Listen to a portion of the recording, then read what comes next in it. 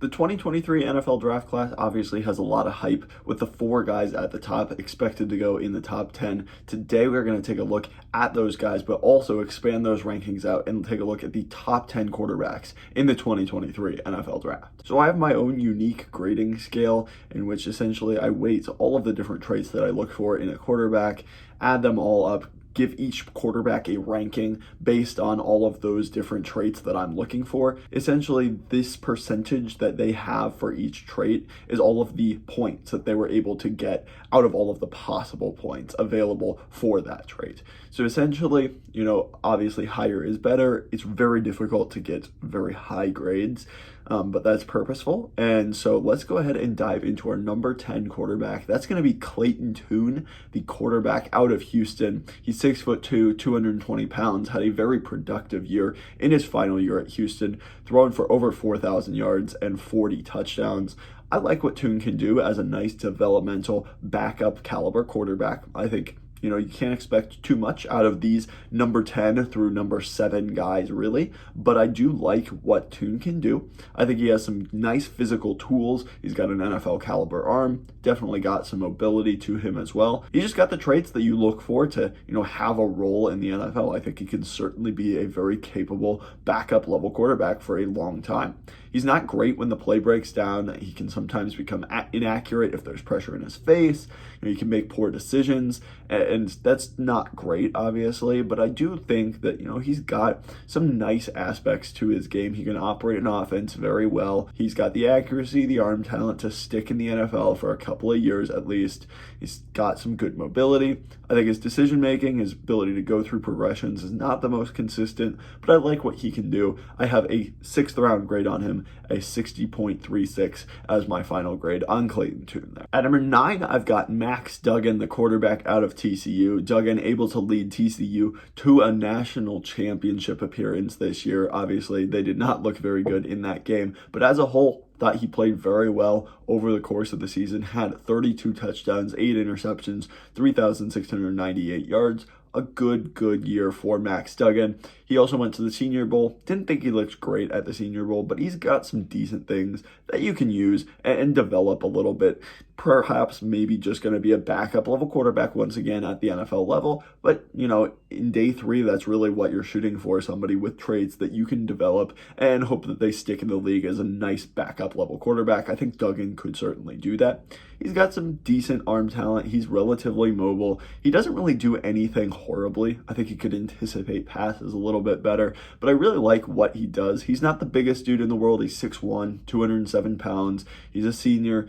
He's seen a lot, but I don't think that he's necessarily a super polished player either. I think he's still got a lot of room to grow and develop. I think, you get him on a good quarterback coaching staff, maybe they can turn him into a guy with, spot start upside. But I like Duggan for what he is. I don't think he's got a whole lot of ability to be a high-level quarterback in the NFL by any means. I certainly think that he can stick in the NFL, and he's got the traits. He's got a good competitive mentality, and he seems to be a good leader. So I like what Duggan can do for what he is, but you just can't expect too much from him. Also have a 6th round grade on him, a 60.71. At number 8, I've got Aidan O'Connell, the quarterback from Purdue, a 6th-year senior. He's 6'3", 213 pounds, has a very fun story. He kind of walked onto the team at Purdue, only really got a shot because of injuries. He really kind of took that role over and ran with it, had a very productive season at Purdue, throwing for 22 touchdowns, did have 13 interceptions, but threw for almost 3,500 yards.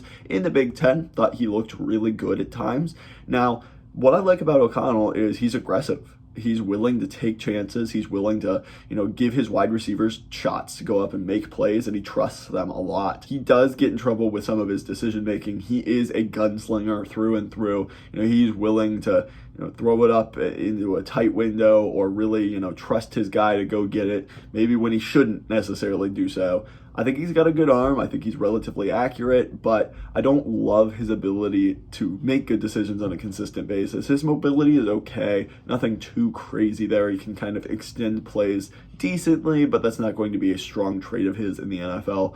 I think he's somebody that could be a nice player. I've got a 5th round grade on him. Nothing that really stands out as, that's really problematic besides that decision making.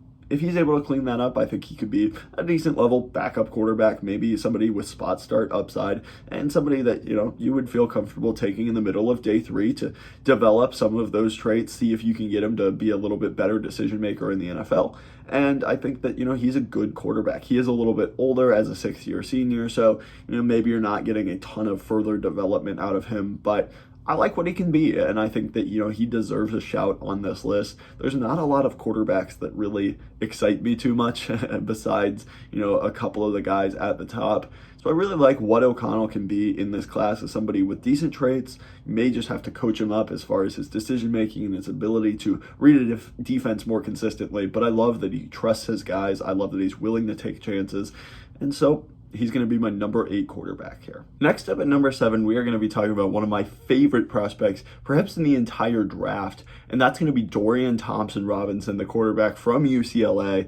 He's 6'2", 203 pounds, is a senior coming out, had some pretty good stats in 2022, threw for over 3,160 yards, 27 touchdowns, and 10 interceptions. I really think that DTR is one of the most underrated prospects in this entire draft cycle. I mean, a lot of NFL analysts and websites don't even have him as a draftable prospect. I don't get it at all.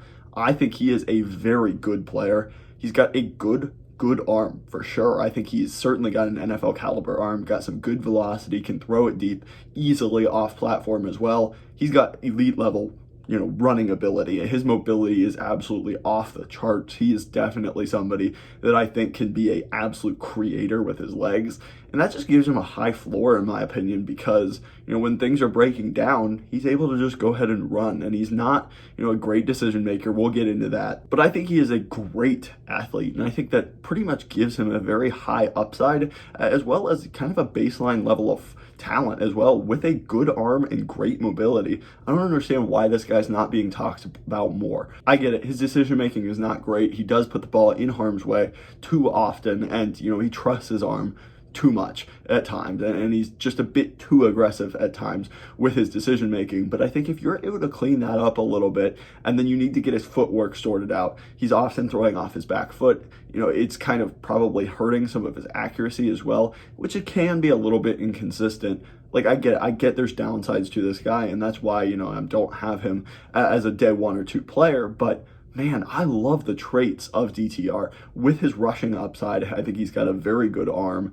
And I think he's a bit of a playmaker as well. I mean, he's very elusive in open space. He can be very good off script, running around the pocket, making off-platform throws, keeping his eyes downfield, or taking off and running, and being an absolute athlete. I mean, he is a great level athlete. I don't get why he is not getting more hype. He is my number 7 quarterback, and I could even see him, pushing a little bit further up this list, depending on how the rest of this draft cycle goes. I have a grade on him of a 4th rounder. 70.36. I really like the upside of DTR, and I would take a shot on him kind of early in the day 3 process. I think he's got the traits that you want to bet on as an NFL team. At number 6, we've got Hendon Hooker, the quarterback out of Tennessee. Hooker has a few major things working against him in this draft cycle, which I think has really lowered his stock, and it has lowered my grade for him as well. First up, he's 25 years old. He is an older prospect. It took him a long time in college to really kind of break out. Oftentimes you look for that young breakout age. Being able to dominate when you're 19 or 20 years old is a great indicator of, future NFL success, because, that kind of indicates great athletic ability and great just overwhelming physical talent. Now, Hooker didn't really do that. He had to transfer out of Virginia Tech, and then this year he really lit it up, but eventually tore his ACL late in the season. He may not even be able to, participate in training camp, may not just be ready at all for a lot of the season this upcoming year. So he may be 26 by the time he really is healthy enough and ready to go to see NFL action. That ACL injury, he is a mobile quarterback. Is he going to be able to come back from that and be the same caliber of athlete that he was at Tennessee? That's still up for determination there. Also, the offense he was in was incredibly quarterback friendly, had wide open wide receivers due to them having tons of free releases. It was a very good offense, obviously. I mean, Tennessee was great, especially when Hooker was playing this year, but it's all about, how is that going to translate to the NFL level? It's really hard to tell. And so there's just a lot of things that just concern me. They give me pause with Hendon Hooker. Now, I really like his accuracy. I think his arm talent's good. I really like his mobility. He's very good in open space, very good runner, can make people miss, good off script as well.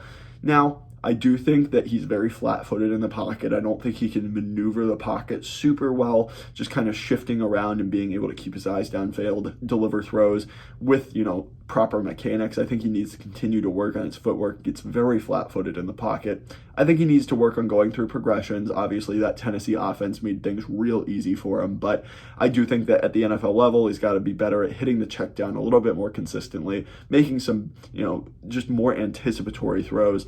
The main concerns really come down to his age, his injury, and his offense he ran in college. Do you think he can overcome those things, or do you think that, he was a product of those things? It's kind of tough to tell. Right now, I have him as the number 6 quarterback in this class. I have a late 3rd to early 4th round grade on him. I would probably have a late 2nd, early 3rd on him without the injury.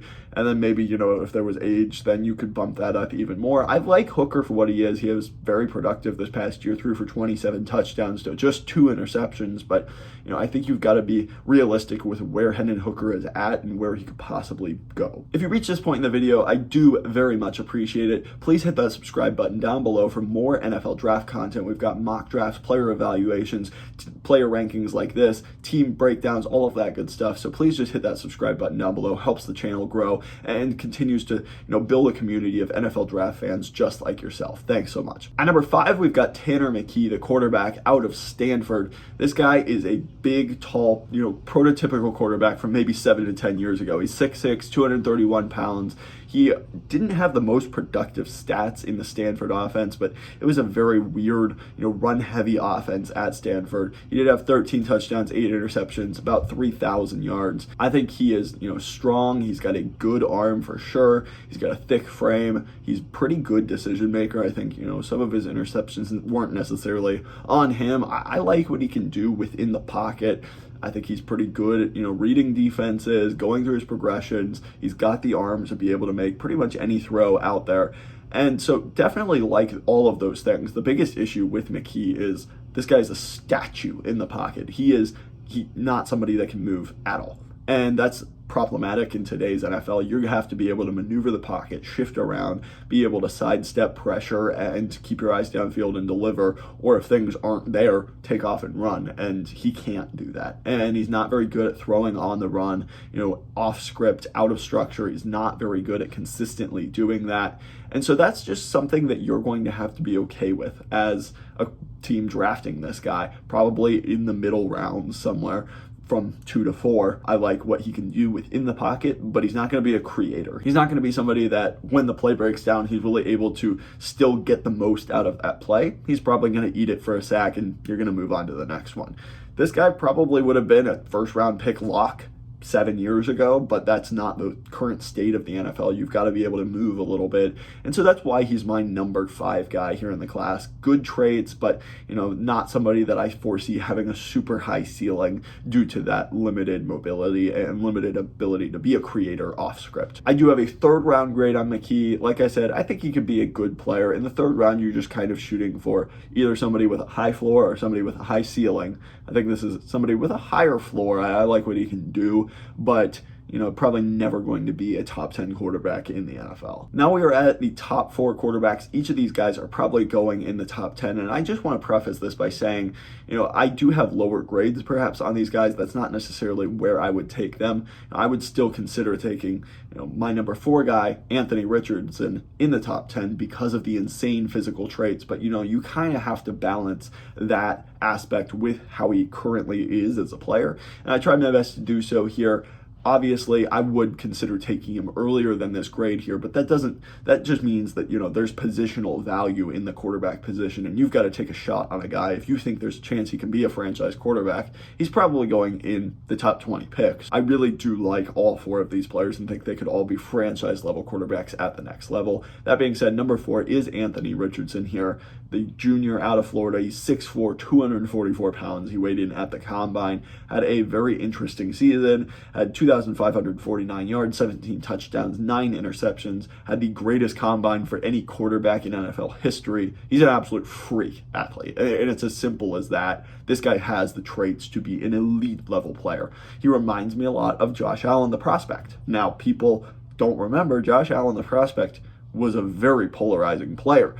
Not a lot of analysts liked him, and that was because he was wildly inaccurate. He was very, very raw. Man, the traits on this guy are insane. He's got absolutely nuts elusiveness and ability to escape the pressure and create as a runner.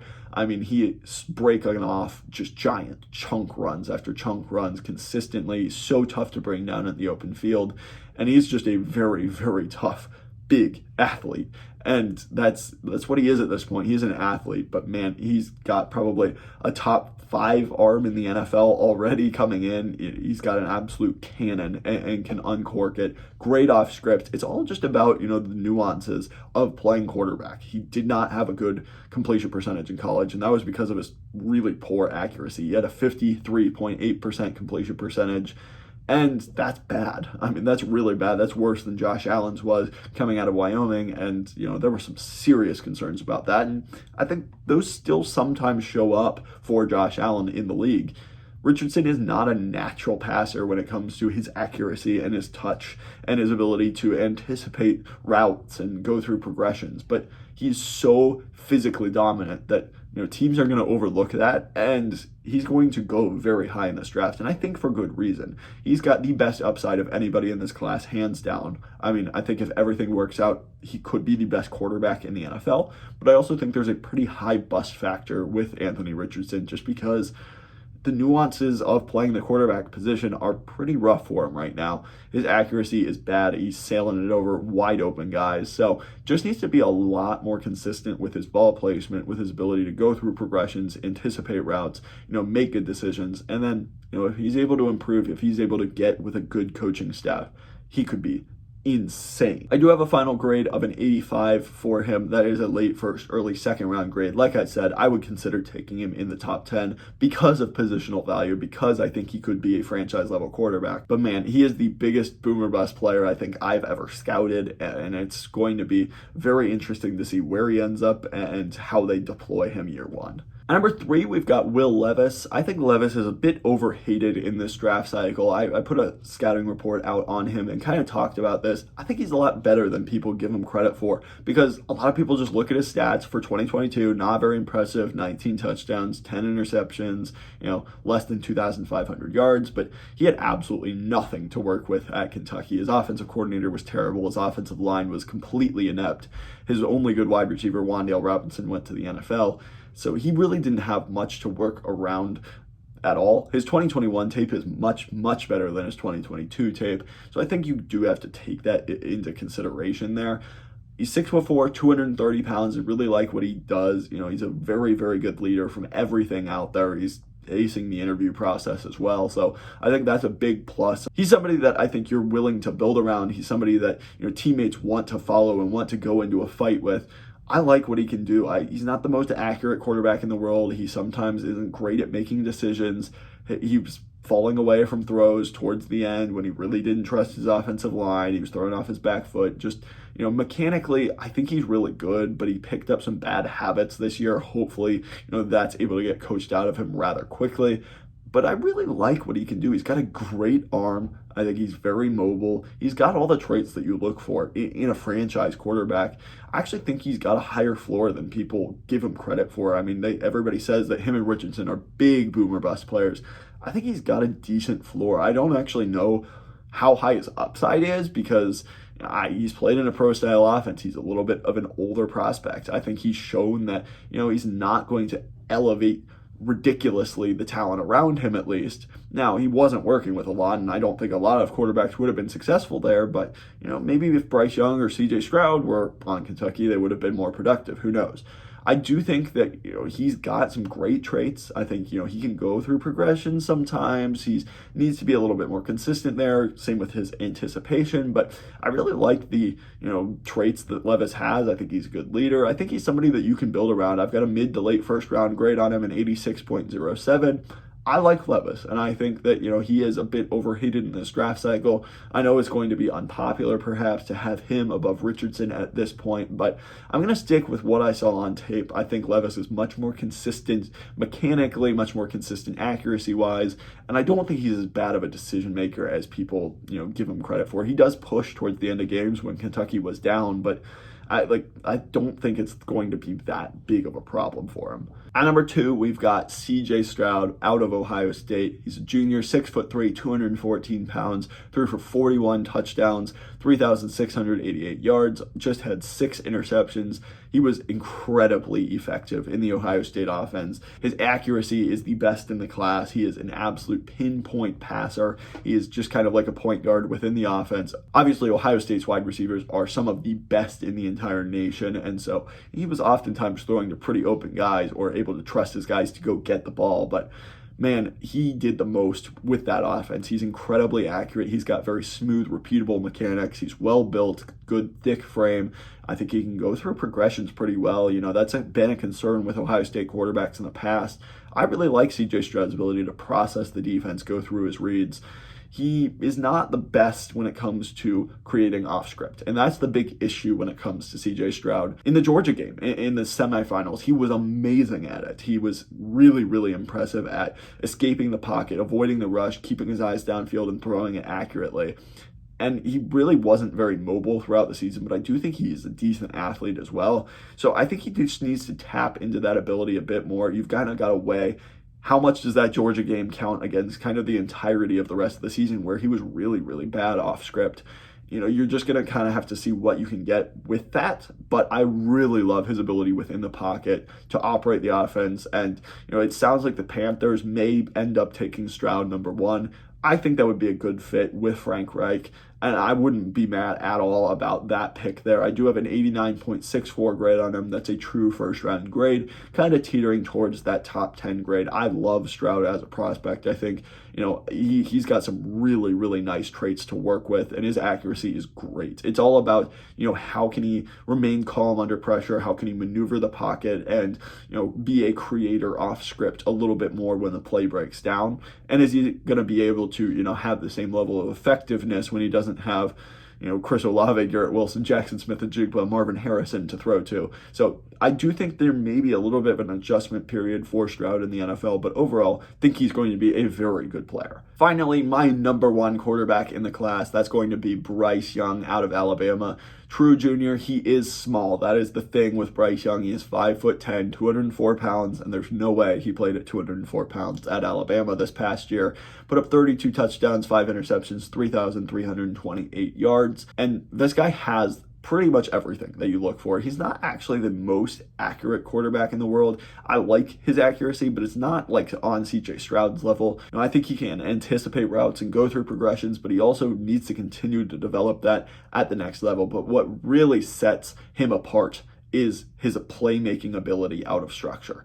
And his mobility, his ability to escape the rush, manage the pocket, and create plays when it breaks down is really impressive for Bryce Young. I like his arm talent. I like, his decision making, generally speaking, but it's his ability to be a creator out of structure. Now, there are some pros and cons to that. If the guy can't operate the structure of the offense very well, then that's a problem. That's what Zach Wilson was. But I don't have those same concerns about Bryce Young. When he's given time, he stays patient. He's able to read defenses pretty well and throw accurately. I don't have a concern about him within structure, but man, he's such a good player out of structure. He may be better than in structure, which is hard to do. There's very few quarterbacks that can do it like that. It's pretty much Patrick Mahomes, and that's the end of the list there. I'm not comparing him to Patrick Mahomes in any way, shape, or form, but I like what Bryce Young can do. It's all about how big of a problem is the size going to be. And I don't think it's really a problem as far as how he plays. He attacks the middle of the field really well. I don't think that, there's any problem when it comes to how he plays. It's just about his durability. And do you think, somebody that's 5'10", probably playing around 190 pounds, can he survive in the NFL, taking shots behind maybe a team that doesn't have a super established offensive line, since he's going to go top 5 in the draft here? If he gets selected to a team that can't protect him, is he going to be able to hold up for the entirety of an NFL season and an NFL career? And that's really the only big question mark for me with Bryce Young. Otherwise, I think he's pretty locked in to be a very successful quarterback in the NFL. I do have a top 10 grade on him, a 94.29, an elite level prospect by my grading scale. So I really like what he does. I think he is the best quarterback in the class. I think he's such a good creator out of structure, and he is my #1 quarterback in this draft. So that's going to do it for our 2023 NFL Draft quarterback rankings. Really appreciate you guys watching. Let me know down below how you have these guys ranked. Who do you think is underrated on my list? Who do you think is rated too highly? Let me know down below. I do appreciate you watching so much. Please, if you haven't already, hit that subscribe button down below. Helps push this video out to other NFL Draft fans just like you, so we can continue building a great NFL and NFL Draft community. I really appreciate you watching. Have a great rest of your day. Bye-bye.